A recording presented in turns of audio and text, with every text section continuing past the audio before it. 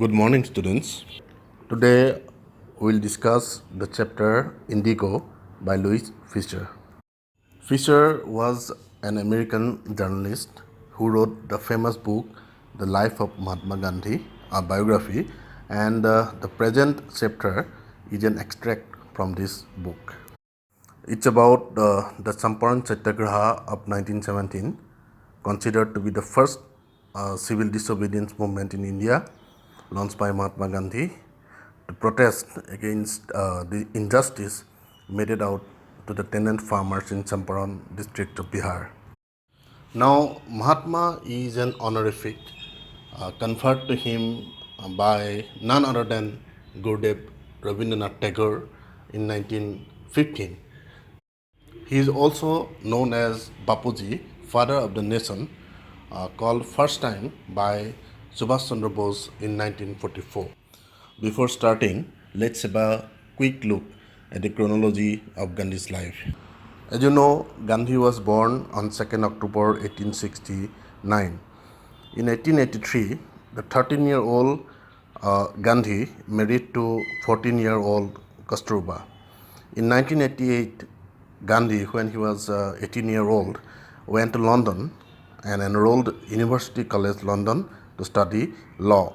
In 1891, he returned to India but went to South Africa in 1893 and stayed there for 21 years. When he ultimately returned to India in 1915, he was 45 years old.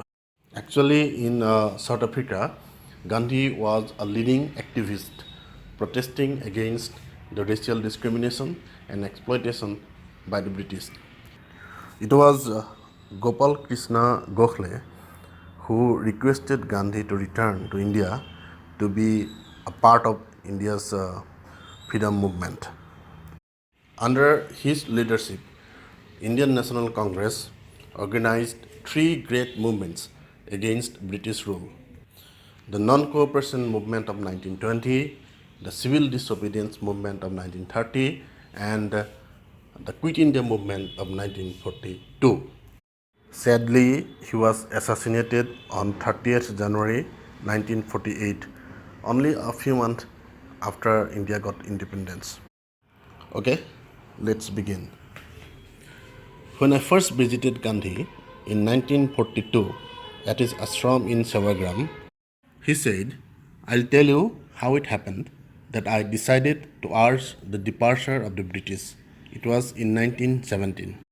Louis Fisher 1942 চনত Louis ফিচাৰে যেতিয়া মহাত্মা গান্ধীক তেখেতৰ সেৱাগ্ৰাম আশ্ৰমত মহাৰাষ্ট্ৰৰ সেৱাগ্ৰাম আশ্ৰমত লগ কৰিবলৈ গৈছিল আৰু লুইচ ফিচাৰ যিহেতু বায়'গ্ৰাফাৰ তেওঁ মাজে সময়ে মহাত্মা গান্ধীক লগ কৰি থাকে বিভিন্ন তথ্য সংগ্ৰহৰ কাৰণে আৰু সেই তেতিয়াই মহাত্মা গান্ধীয়ে লুইচ ফিচাৰক কৈছিল যে কি পৰিস্থিতিত বা কি প্ৰেক্ষাপটত তেওঁ ব্ৰিটিছক ভাৰত ত্যাগ কৰি গুচি যাবলৈ আহ্বান জনোৱাৰ সিদ্ধান্ত ল'লে। Now we should remember that in 1942, Gandhi was going to tell Fisher a story that happened 25 years ago in 1917. Another important point, in 1917, Gandhi was yet to establish himself as a national leader. You see, the first Pan-Indian movement was started in 1920, 3 years after the Champaran episode. It was the non-cooperation movement of 1920. You see here, the Champaran movement was a regional movement on some local issue. গান্ধীয়ে 1916 চনৰ ডিচেম্বৰ মাহত লক্ষ্ণৌত অনুষ্ঠিত হোৱা ভাৰতীয় জাতীয় কংগ্ৰেছৰ বাৰ্ষিক অধিৱেশনত যোগদান কৰিবলৈ গৈছিল। সেই অধিৱেশনত 2301জন প্ৰতিনিধিয়ে যোগদান কৰিছিল আৰু ইয়াৰ উপৰিও বহুত মানুহ দৰ্শক হিচাপেও আহিছিল। আৰু অধিৱেশন চলি থাকোঁতেই এজন দুখীয়া ক্ষীণ মীন আৰু দেখাত ৰোগীয়া নিচিনা লগা এজন পিজেণ্ট খেতিয়ক আহিল তেওঁক লগ কৰিবলৈ আৰু সেই সময়ত খেতিয়কসকলৰ অৱস্থা প্ৰায় তেনেকুৱাই যথেষ্ট শোষণৰ বলি হৈ আছিল তেখেতসকল। poor and emaciated. Emaciated means extremely thin and weak. সেই খেতিয়কজনে আহি গান্ধীক নিজৰ পৰিচয় দিলে। তেওঁ ক'লে যে মই ৰাজকুমাৰ শুক্লা আৰু মই চম্পাৰণৰ পৰা আহিছোঁ আৰু মই বিচাৰোঁ, মই আপোনাক অনুৰোধ কৰিছোঁ যে আপুনি যেন মোৰ লগতে আমাৰ ডিষ্ট্ৰিক্টলৈ, আমাৰ জিলালৈ যায়। সেই সময়লৈকে গান্ধীয়ে চম্পাৰণৰ নামেই শুনা নাছিল। একচুৱেলি চম্পাৰণ হ'ল এখন নেপালৰ সীমামূৰীয়া এখন ডিষ্ট্ৰিক্ট, জিলা, আৰু চম্পাৰণৰ কিনাৰতে লাগি আছিল সুউচ্চ হিমালয়ৰ পৰ্বতলানি। Under an ancient agreement, the Champaran peasants were sharecroppers. Sharecropper means a tenant farmer, যাৰ নিজৰ মাটি বাৰী নাই, who gives a part of each crop as rent. আৰু তেওঁলোকে নিজৰ ফচলৰ এটা অংশ ভাড়া হিচাপে মালিকক দিব লাগে। Rajkumar Shukla was one of them. He was illiterate but resolute. Resolute means determined, দৃঢ় প্ৰতিজ্ঞ. He had come to the Congress session to complain about the injustice of the landlord system in Bihar, and somebody had probably said, speak to Gandhi. So, talking about Rajkumar Shukla, Gandhiji mentions that he may be illiterate, but he was resolute, he was determined, দৃঢ় প্ৰতিজ্ঞ. আৰু ৰাজকুমাৰ শুক্লা কংগ্ৰেছৰ সেই অধিৱেশনলৈ আহিছিল। তেওঁ জানে যে তাত বিভিন্ন লিডাৰ গোট খাব আৰু তেখেতসকলৰ আগত তেওঁ জমিদাৰী প্ৰথাৰ যিটো কুপ্ৰভাৱ সেই বিষয়ে তেওঁ অভিযোগ কৰিব পাৰিব। তাতেই হয়তো তেওঁক কোনোবাই ক'লে যে গান্ধীৰ লগত কথা পাতা, তেওঁহে কিবা এটা সমাধানৰ পথ দেখুৱাব পাৰিব। Gandhi told Shukla he had an appointment in Kanpur and was also committed to go to other parts of India. পিছে গান্ধীয়ে ক'লে যে মোৰ কানপুৰত এটা এপইণ্টমেণ্ট আছে, মানুহে আহি মোক লগ কৰিবহি, তাৰপিছতো মই বিভিন্ন জেগালৈ যাম বুলি অলৰেডি কথা দি থৈছোঁ, গতিকে মই এতিয়া সময় উলিয়াব নোৱাৰিম। শুক্লা একম্পেনিড হিম এভৰিৱেৰ। কিন্তু শুক্লাই নিৰাশ নহৈ বা ঘূৰি নগৈ গান্ধী য'লৈকে যায় তেওঁৰ পিছে পিছে সেইবোৰ স্থানলৈও তেওঁ যাবলৈ ধৰিলে। Then Gandhi returned to his ashram near Ahmedabad. Shukla followed him to the ashram. For weeks he never left Gandhi's side. তাৰ পাছত গান্ধী তেওঁৰ আহমেদাবাদৰ ওচৰত থকা তেওঁৰ আশ্ৰমলৈ ঘূৰি আহিলে আৰু শুক্লায়ো লগালগ আহিলে। তাৰ পিছতো তেওঁ কেইবা সপ্তাহ ধৰি গান্ধীৰ লগ নেৰিলে, সেই আশ্ৰমতে তেওঁ থাকিবলৈ ল'লে। ফিক্স আ ডেট হি বেগড। ৰাজকুমাৰ শুক্লাই মহাত্মা গান্ধীক যেনে তেনে চম্পাৰণলৈ যাবলৈ এটা তাৰিখ স্থিৰ কৰিবলৈ অনুনয় বিনয় কৰিলে। Impressed by the শ্বেয়াৰক্ৰপাৰ্ছ টেনেচিটি। টেনেচিটি মিনছ পাৰ্চিষ্টেঞ্চ, একে লেঠাৰিয়ে লাগি থাকিব পৰা যিটো গুণ। And story, Gandhi said, I have to be in Calcutta on such and such a date. Come and meet me and take me from there. অৱশেষত ৰাজকুমাৰ শুক্লাৰ সেই একে লেঠাৰিয়ে লাগি থাকিব পৰা গুণটোৱে মহাত্মা গান্ধীক ইমপ্ৰেছ কৰিলে আৰু লগতে তেওঁ চম্পাৰণৰ মানুহখিনি যিটো দুখ কষ্টৰ যিখিনি বৰ্ণনা দিলে, কেনেকৈ তেওঁলোকক শোষণ কৰি আছে তাৰ জমিদাৰসকলে, সেই কাহিনীটোও তেওঁক যথেষ্ট প্ৰভাৱান্বিত কৰিলে। গতিকে তেওঁ কথা দিলে যে তেওঁৰ কলিকতাত এটা বিশেষ দিনত তেওঁৰ এখন মিটিং আছে, তেওঁৰ সভা আছে, আৰু সভাখনৰ পিছতেই ৰাজকুমাৰ শুক্লাক কলিকতালৈ আহিবলৈ ক'লে আৰু ক'লে যে মোক কলিকতাৰ পৰাই তুমি তোমাৰ নিজৰ জিলালৈ লৈ যাবা। Months passed. Shukla was sitting on his haunches at the appointed spot in Calcutta when Gandhi arrived. He waited till Gandhi was free. কেইবামাহো গ'ল আৰু সেই নিৰ্দিষ্ট দিনত কেলকাতাত যোনদিনাখন গান্ধীৰ মিটিং আছিল, গান্ধী মিটিঙলৈ অহাৰ আগৰ পৰাই ৰাজকুমাৰ শুক্লা তেওঁ আঁঠুত ভৰ দি সেইখিনি জেগাত বহি আছিল আৰু তেওঁ অপেক্ষা কৰি ৰ'ল যেতিয়ালৈকে গান্ধীৰ মিটিং শেষ নহয়। Then the two of them boarded a train for the city of Patna in Bihar. তাৰ পাছত তেওঁলোক দুইজনে পাটনালৈ যোৱা এখন ট্ৰেইনত উঠিলে. There, Shukla led him to the house of a lawyer named Rajendra Prasad, who later became president of the Congress Party and of India. পাটনাত উপস্থিত হোৱাৰ পিছত ৰাজকুমাৰ শুক্লাই মহাত্মা গান্ধীক ৰাজেন্দ্ৰ প্ৰসাদ নামৰ এজন আইনজীৱীৰ ঘৰলৈ লৈ গৈছিল আৰু সেই ৰাজেন্দ্ৰ প্ৰসাদে পৰৱৰ্তী সময়ত ইণ্ডিয়ান নেশ্যনেল কংগ্ৰেছৰো তেওঁ প্ৰেছিডেণ্ট হৈছিল আৰু লগতে ভাৰতৰো প্ৰথম স্বাধীন ভাৰতৰ প্ৰথম প্ৰেছিডেণ্ট হৈছিল, ৰাষ্ট্ৰপতি হৈছিল. Rajendra Prasad was out of town, but the servants knew Shukla as a poor yeoman who pestered their master to help the indigo sharecroppers.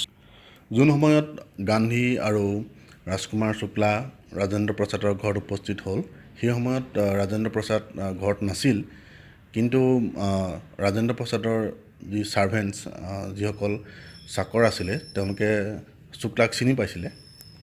So they let him stay on the ground with his companion Gandhi, whom they took to be another peasant. But Gandhi was not permitted to draw water from the well, lest some drops from his bucket pollute the entire source. How did they know that he was not an untouchable? সেইবাবে তেওঁলোকে ৰাজকুমাৰ শুক্লা আৰু গান্ধীক চোতালতে ৰ'বলৈ দিলে. তেওঁলোকে ভাবিছিলে যে গান্ধীও চাগে ৰাজকুমাৰ শুক্লাৰ দৰে এজন পিজেণ্ট হ'ব. কিন্তু গান্ধীক চোতালতে থকা কুঁৱাটোৰ পৰা পানী তোলাটো নিষেধ কৰিলে, কিয়নো পানী তোলোতে বাল্টিটোৰ পৰা অলপ পানী যদি কেইটোপালমান পানী যদি কুঁৱাটোত পৰি যায়, তেতিয়া গোটেই কুঁৱাটোৰ পানীখিনি দূষিত হৈ পৰিব. ৰাজেন্দ্ৰ প্ৰসাদৰ চাকৰসকলৰ এনে ব্যৱহাৰৰ মূলতে হ'ল সেই সময়ত সমাজত বহুলভাৱে প্ৰচলিত এক সামাজিক ব্যাধি অস্পৃশ্যতা.